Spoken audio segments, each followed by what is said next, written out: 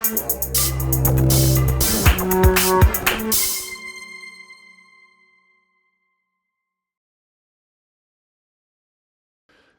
I think, natural set 8, we looked at hitting out with the outside of the forearm, and we can say that what characterises that posture most of all is its use of oppositional force, at least in its A version, its striking gap volley version.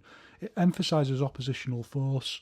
The arm is hitting out, the rest of the body is going the other way, unfolding around the central axis, and so much so that that makes it quite a difficult posture to control and stop at the hit and stop point.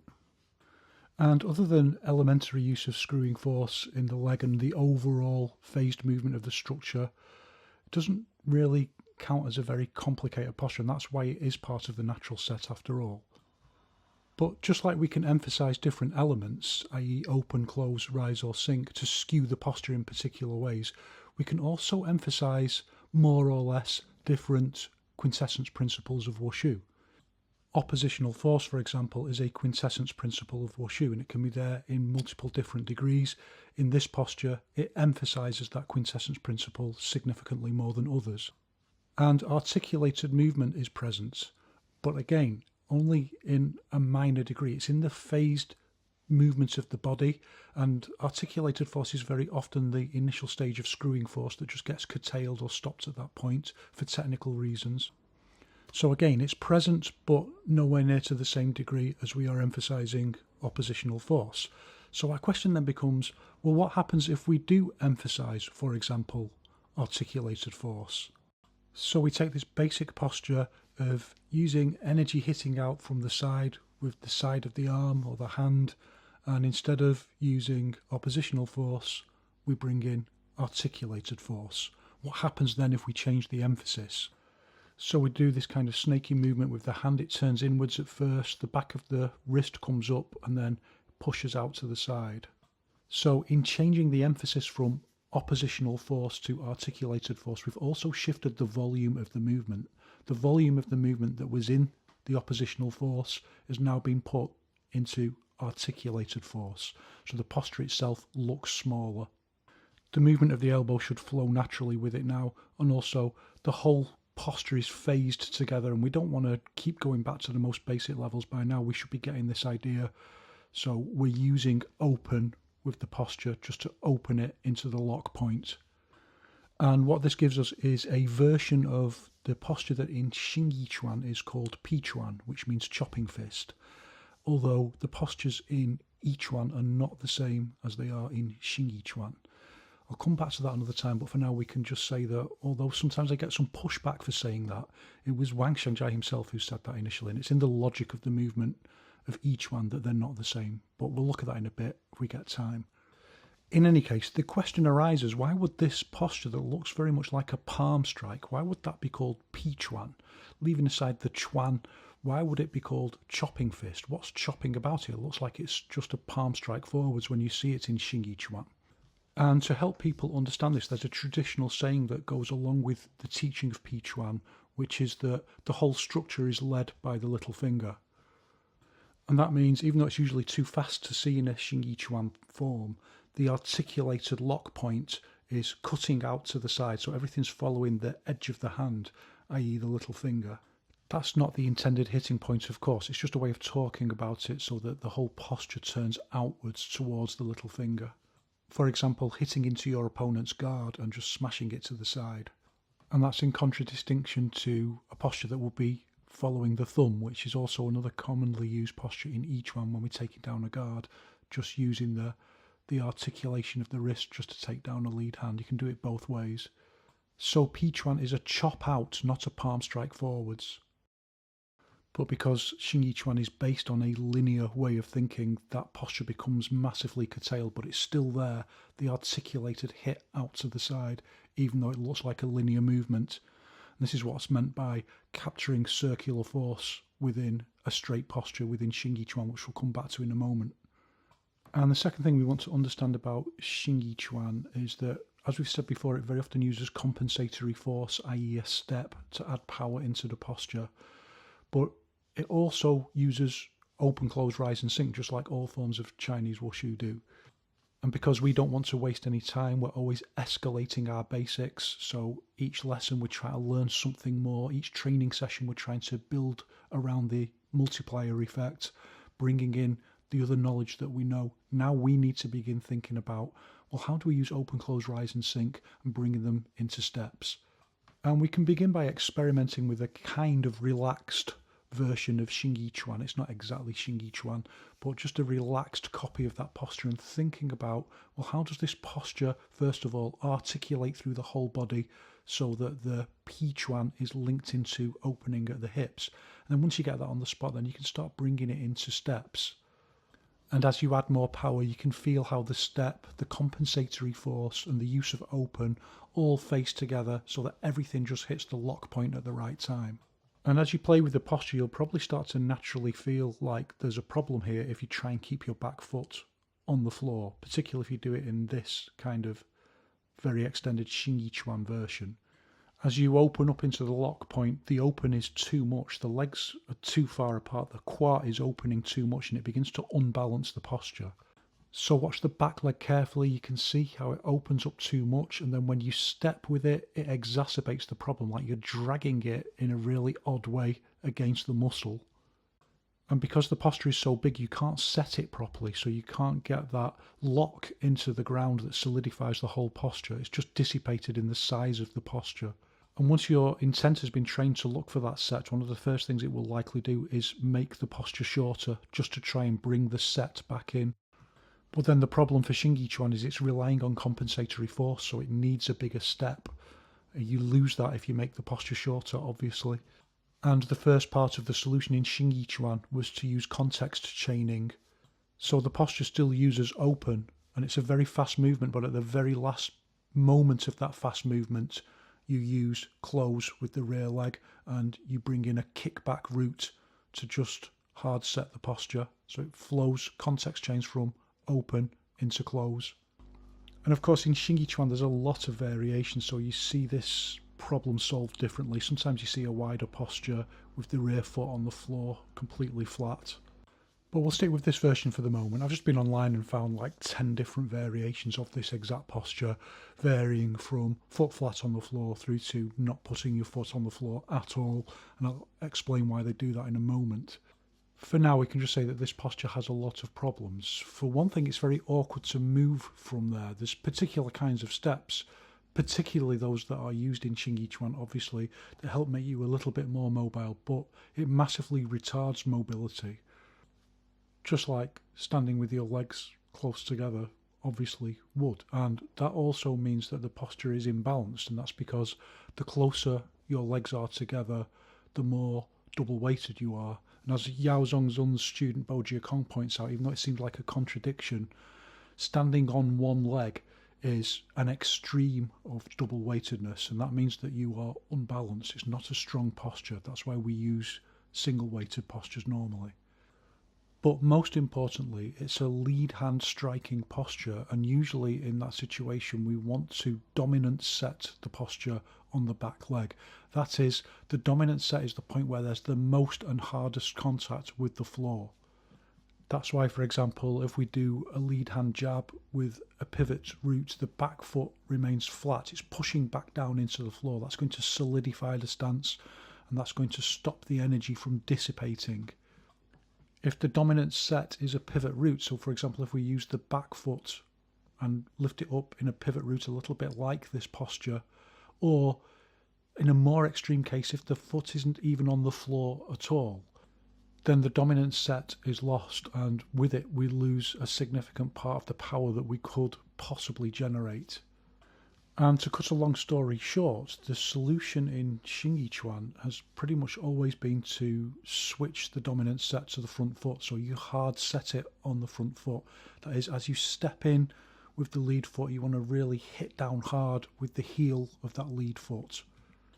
It's a solution to the problem, but it's by no means, scientifically speaking, the best solution. You can demonstrate clearly that it's not the best solution. But it always looks crisp and cool when you do that dominant set on the lead foot.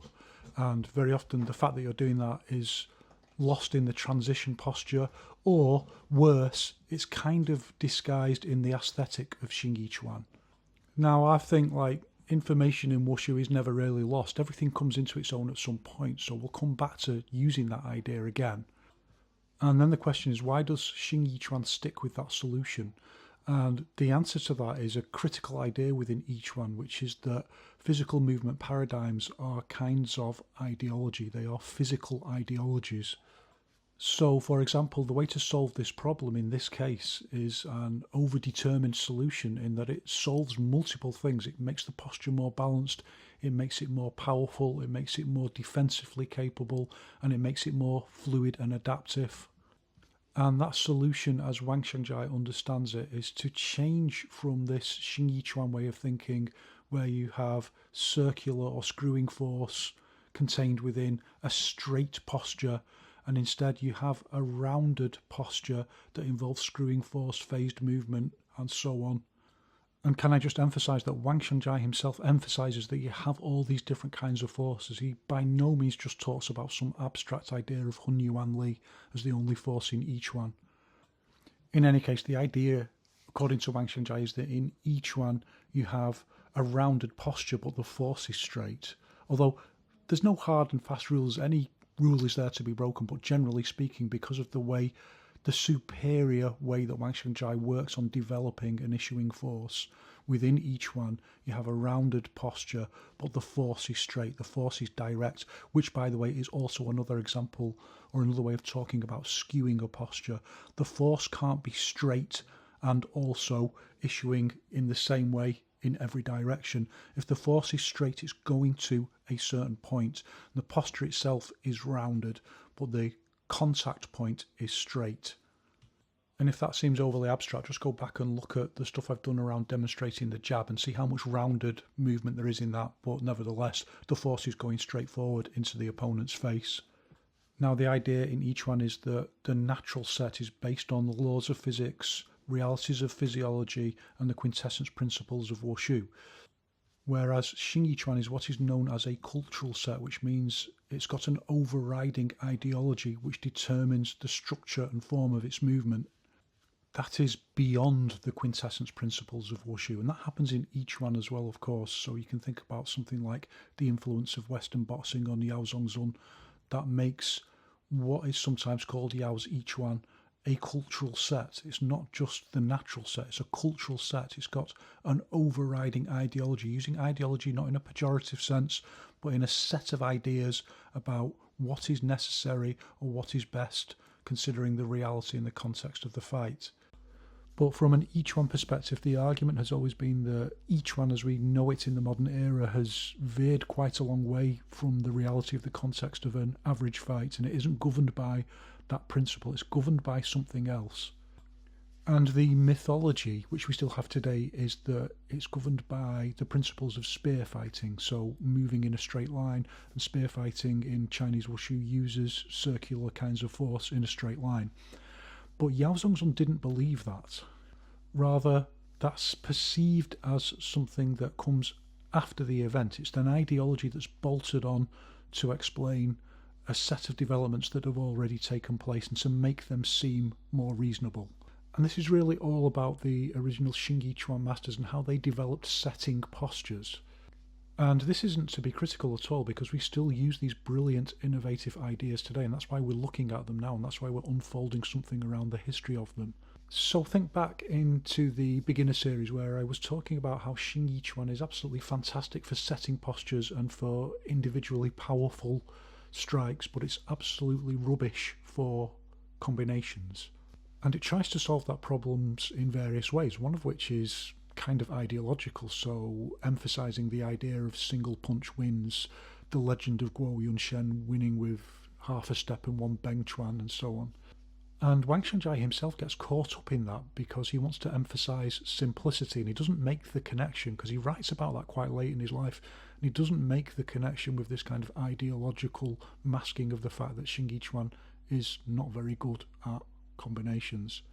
And the other major solution, because there are some kind of minor combinations, but the major solution in Xingyi is to make combinations happen over a series of steps. So for each new posture, you have another step. And remember that a video or so ago we were talking about Wang Xiangjai saying that if you use a double hand posture, there's always one foot that's dominant. So you can't help it. It's the way that single weighted postures work. One foot will always be setting dominant, and that will influence which hand is dominant. And there's a certain amount of leeway where you can get away with that with a single step and using compensatory force. But when you start stringing those together, so you're using multiple steps, and that gets a lot of momentum into your movement, and you're trying to harness that compensatory force, and you're trying to mess with the setting, so you're trying to set postures opposite to the way that they would normally set. So for example, you're trying to set a lead hand strike on the front foot or a backhand strike on the back foot, then that energy all of a sudden becomes extremely difficult to contain, and it unbalances you. And even if you can fool an onlooker that you're containing it, you're actually not. The posture is incredibly weak. It just looks like you're not unbalanced. Let's look at that again, because what's happening is you're building compensatory force. You're building that momentum with the step, and then when you try and suddenly stop it dead at the end, it's like a pyramid scheme. It will work as long as you keep going, but if you just suddenly stop, you can't control that momentum with the odd set.